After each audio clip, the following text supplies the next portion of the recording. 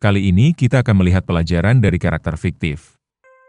Iya, dia adalah Luffy dalam anime One Piece, yang fansnya hampir dari segala penjuru dunia. Apakah kamu pernah bertanya, kenapa Luffy yang terlihat konyol dan kekanak-kanakan justru menjadi sosok paling ditakuti, paling dihormati, dan paling dicintai dalam dunia One Piece?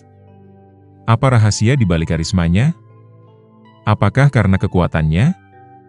Atau karena dia tokoh utama semata? Faktanya, karakter Monkey D. Luffy bukan hanya pahlawan shonen. Ia adalah simbol dari suatu cara hidup. Sebuah pendekatan terhadap dunia yang dalam, banyak hal mencerminkan teori-teori mendalam dalam filsafat dan psikologi. Jika kita lihat lebih dekat, kita akan menemukan bahwa Luffy adalah perwujudan stakisme, eksistensialisme Sartre, kepribadian arketipal Carl Jung, dan bahkan pencapaian aktualisasi diri dalam teori Maslow. Hari ini, kita tidak hanya akan membicarakan One Piece. Kita akan membedah makna hidup lewat tokoh fiksi yang justru jauh lebih hidup dari banyak orang sungguhan. Dan setelah kamu selesai menonton video ini, kamu mungkin akan mulai melihat Luffy dengan cara yang sangat berbeda.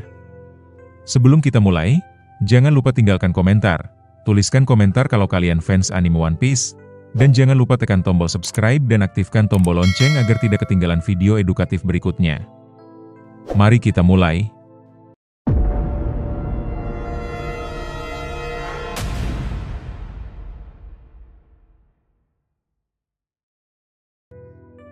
Luffy, sejak awal, bukanlah karakter yang dibentuk oleh kecerdasan atau strategi. Dia bukan tipikal pemimpin brilian seperti Lelouch dari Code Geass, atau Mastermind seperti Light Yagami. Tapi uniknya, dia tetap mampu memimpin orang-orang hebat seperti Zoro, Sanji, dan Nami. Kenapa? Karena Luffy adalah fondasi dari nilai. Ia konsisten, jujur, dan setia pada apa yang ia yakini. Dan itu, dalam filsafat stakisme, adalah inti dari kehidupan bajik. Dalam stakisme, hidup yang baik bukan diukur dari berapa banyak hal yang kita miliki, tapi seberapa besar kita bisa mengendalikan reaksi kita terhadap dunia. Epictetus mengajarkan bahwa kebebasan sejati datang dari menerima apa yang di luar kendali, dan mengatur batin kita dengan bijak. Inilah yang dilakukan Luffy secara alami. Ketika disakiti, ia tidak menyimpan dendam. Ketika ditolak, ia tidak menyerah. Ketika dihadapkan pada sistem dunia yang tidak adil, ia tidak marah-marah, ia bertindak. Ia hanya berjalan sesuai nilai yang ia pegang. Bayangkan saat Aceh dijatuhi hukuman mati. Dunia menyaksikan. Tapi Luffy? Ia tidak menghabiskan waktu menyusun ideologi. Ia tidak menyalahkan dunia. Ia menyerbu penjara Impel Down. Ia masuk ke Marineford. Ia menghadapi kekuatan militer paling kuat hanya demi menyelamatkan saudaranya. Itu bukan sekadar keberanian. Itu adalah bentuk nyata dari prinsip stoik, bertindak sesuai nilai, terlepas dari hasil. Tapi Luffy bukan stoik dalam arti klasik. Ia bukan orang yang dingin dan menahan emosi. Ia justru sangat ekspresif. Tapi ada keseimbangan. Ia mengatur dirinya, bukan untuk menekan, tapi untuk bertindak. Dan disinilah masuk unsur eksistensialisme. Jean-Paul Sartre berkata bahwa manusia itu bebas. Kita terlempar ke dunia tanpa makna, dan tugas kita adalah menciptakan makna melalui tindakan. Sartre juga mengatakan bahwa kita dikutuk untuk bebas. Artinya, kita tidak bisa lari dari tanggung jawab untuk menentukan hidup kita sendiri. Luffy hidup dengan prinsip ini. Dia tidak mengikuti hukum dunia. Dia tidak mengikuti doktrin atau sistem nilai yang dibuat orang lain. Dia menciptakan tujuannya sendiri, menjadi raja bajak laut. Tapi bukan karena ingin berkuasa, melainkan karena itu berarti menjadi orang paling bebas di dunia. Disinilah esensi eksistensialisme dalam dirinya, menciptakan makna dari kekosongan. Di dunia yang penuh sistem sosial, militer, dan politik yang membingungkan, Luffy memilih jalannya sendiri. Dan ketika orang mempertanyakan jalan itu, dia tidak berdebat. Dia hanya hidup. Dan ironisnya, justru karena itu dia menginspirasi orang lain. Dia memimpin bukan dengan kuasa, tapi dengan kejelasan akan dirinya sendiri. Ia adalah contoh bahwa ketika seseorang hidup, Secara autentik, ia akan menarik orang lain untuk ikut menyelami makna. Lalu dari sisi psikologi, Luffy adalah manifestasi dari dua arketipe Jung, The Hero atau pahlawan dan The Puer Aeternus atau anak kekal. Sebagai pahlawan, ia menjalani struktur naratif klasik, meninggalkan rumah, menempuh perjalanan, menghadapi krisis, dan kembali sebagai sosok yang berubah. Tapi sebagai anak kekal, Luffy tetap memegang semangat kebebasan, keceriaan, dan spontanitas. Ini adalah sisi manusia yang sering ditinggalkan saat kita dewasa. Jung menyebut bahwa anak kekal adalah kekuatan arketipal yang membawa energi hidup. Tapi jika tidak disadari, ia bisa menjadi penghalang kedewasaan. Pada Luffy, sisi ini tidak menghambat. Ia justru menjadi kekuatan moral. Ia tidak pernah menjadi sinis. Ia tidak membenci dunia. Ia terus bermain, tertawa, dan mencintai, meski ia telah melihat sisi tergelap dari dunia. Kamu bisa melihatnya saat ia berinteraksi dengan krunya. Ia tidak memimpin mereka seperti bos.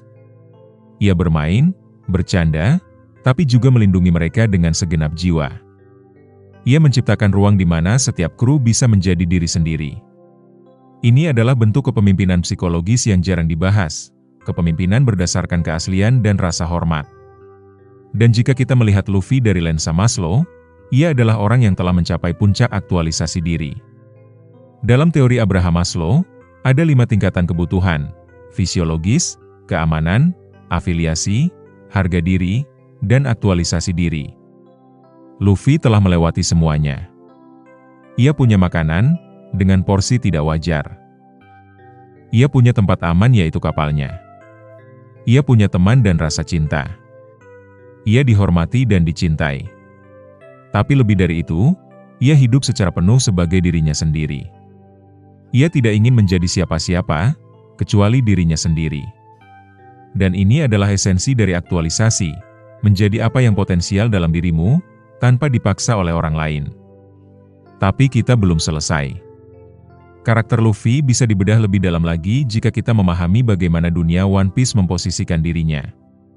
Dunia itu penuh sistem opresif, pemerintah dunia, Tenryubito, sistem kasta, dan bahkan angkatan laut yang seolah melindungi stabilitas tapi justru melanggengkan ketidakadilan. Dalam sistem seperti ini, Luffy menjadi anomali. Ia menolak tunduk, tapi tidak memberontak untuk menggantikan sistem. Ia hanya tidak peduli. Bagi filsuf seperti Albert Camus, ini adalah sikap yang sangat absurdis. Dalam filsafat absurdisme Camus, hidup itu tidak punya makna objektif, dan pencarian makna seringkali berakhir dalam frustrasi.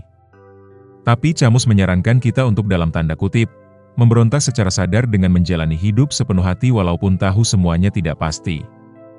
Dan bukankah itu yang dilakukan Luffy? Dia tidak tahu apakah akan jadi raja bajak laut.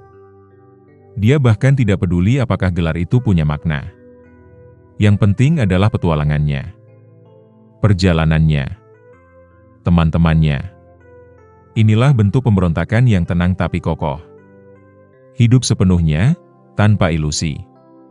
Selain itu, hubungan Luffy dengan krunya mencerminkan konsep psikologi interpersonal dari Carl Rogers, unconditional positive regard. Rogers percaya bahwa manusia berkembang paling baik dalam lingkungan yang menerima mereka tanpa syarat. Luffy tidak pernah memaksa orang bergabung. Ia hanya mengatakan, kalau kamu mau ikut, ayo. Ketika mereka gagal atau berbuat salah, Luffy tidak menghakimi. Tapi ia juga tidak ragu menegur. Ia memberi ruang untuk berkembang. Ini adalah bentuk kepemimpinan yang jarang dibahas, bukan dengan otoritas, tapi dengan cinta yang tanpa syarat. Luffy juga menunjukkan growth mindset yang luar biasa. Saat kalah dari Crocodile, Aokiji, atau Kaido, ia tidak merasa gagal. Ia belajar. Ia kembali. Ia berlatih. Carol Dweck dalam teorinya menyebutkan bahwa orang dengan growth mindset melihat kegagalan sebagai peluang tumbuh, bukan akhir dari segalanya. Inilah mentalitas pemenang sejati. Dan tanpa disadari, Oda menanamkan ini dalam karakter Luffy secara konsisten. Ada juga aspek penting lain dari karakter Luffy yang layak dianalisis, kemampuannya untuk bertahan secara emosional tanpa kehilangan kepribadiannya. Dalam istilah psikologi modern, ini bisa disebut sebagai resiliensi. Peneliti seperti Ann Masten menyebut resiliensi sebagai ordinary magic, kemampuan biasa yang bisa menjadi luar biasa bila diasah. Luffy mengalami kehilangan AC, Going Merry, Sabo, DLL, dikhianati, dan disakiti berkali-kali. Tapi ia tidak membiarkan semua itu mengubah jiwanya. Ia menangis, ya. Tapi ia tidak menjadi pahit. Banyak orang saat ini, terutama anak muda, merasa kehilangan arah karena dunia yang terlalu kompleks. Mereka merasa tidak cukup, tidak berharga, tidak kuat. Tapi Luffy, dengan kesederhanaannya, justru menjadi penawar dari itu semua. Ia tidak punya IQ 200, tidak punya strategi besar, tidak peduli dengan algoritma sosial. Tapi ia memiliki satu hal yang tak tergantikan, hati yang jujur. Dan disinilah pelajaran terbesar muncul. Luffy bukan untuk ditiru secara literal, kita tidak harus nekat, impulsif, atau makan daging mentah setiap hari. Tapi kita bisa belajar untuk menjadi jujur seperti dia. Untuk tetap menjadi diri kita sendiri di tengah dunia yang selalu menuntut kita berubah agar diterima. Apakah kamu masih ingat ketika Luffy ditertawakan karena ingin menjadi raja bajak laut? Atau ketika dia dikira gila karena menantang Enies Lobby demi menyelamatkan satu orang yaitu Robin? Dunia bilang itu bodoh. Tapi sejarah selalu ditulis oleh orang-orang yang dianggap gila pada masanya. Luffy membuktikan bahwa kejujuran emosional, nilai yang konsisten, dan semangat kebebasan adalah kekuatan yang jauh lebih kuat dari kekuasaan. Dan itulah yang menjadikannya legenda. Sampai di titik ini, mungkin kamu mulai menyadari bahwa Luffy bukan sekadar karakter anime. Ia adalah representasi dari jalan hidup. Tapi bagaimana menurutmu? Pernahkah kamu merasa seperti Luffy, ingin hidup bebas tapi terbentur sistem? Atau mungkin kamu lebih seperti Zoro atau Nami yang punya konflik batin berbeda? Tulis di kolom komentar, karakter siapa di dunia One Piece yang menurut kamu paling manusiawi, dan kenapa? Aku akan pilih komentar paling menarik untuk dibahas di video berikutnya. Luffy mengajarkan kita bahwa menjadi kuat bukan tentang mengalahkan orang lain, tapi tentang mengalahkan diri sendiri. Ia hidup dalam dunia yang keras, tapi ia tetap setia pada keceriaan dan idealismenya. Dalam zaman di mana banyak orang hidup dengan topeng, Luffy adalah wajah kejujuran. Melalui stoikisme, dia mengajarkan ketenangan dalam badai.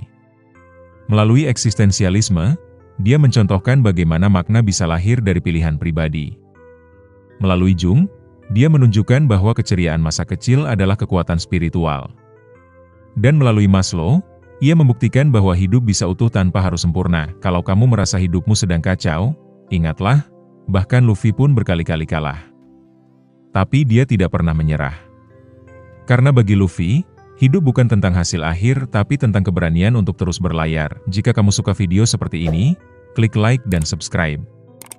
Aktifkan lonceng agar tidak ketinggalan seri berikutnya. Kita akan membedah karakter lain seperti Zoro, Robin, dan bahkan Doflamingo dari sisi filsafat dan psikologi. Dan ingat, seperti kata Luffy, aku akan menjadi raja bajak laut. Bukan karena dunia menyuruhnya, tapi karena dia memilihnya. Sampai jumpa di video berikutnya. Filsuf Topi Jerami.